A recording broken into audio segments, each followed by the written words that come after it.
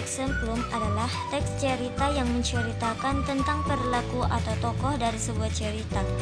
Ceritanya diawali dengan pengenalan tokoh, setelah itu membahas peristiwa apa saja yang dilalui oleh tokoh, dan diakhiri dengan interpretasi dari dalam diri tokoh tersebut. Ciri teks exemplum pertama berisi tentang suatu peristiwa yang tidak diinginkan oleh tokoh. Kedua, mempunyai nuansa naratif. Ketiga, pada umumnya menceritakan tentang pengalaman pribadi seseorang. Keempat, terdapat perubahan perilaku pada tokoh untuk tidak melakukan kesalahan yang sama. Kelima, menunjukkan urutan peristiwa atau kejadian yang jelas. Struktur teks exemplum pertama abstrak adalah inti dari suatu peristiwa sebagai pengantar yang menggambarkan peristiwa yang akan diceritakan.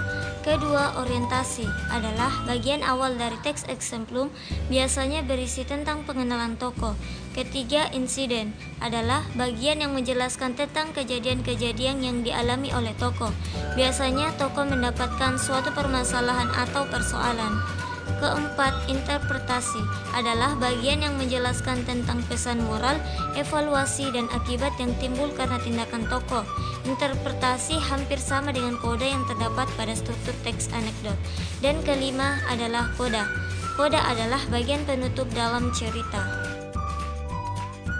Unsur kaidah kebahasaan. Pertama, menggunakan kalimat kompleks. Kedua, menggunakan konjungsi atau penghubung. Ketiga, menggunakan kata rujukan. Keempat, menggunakan kata kerja.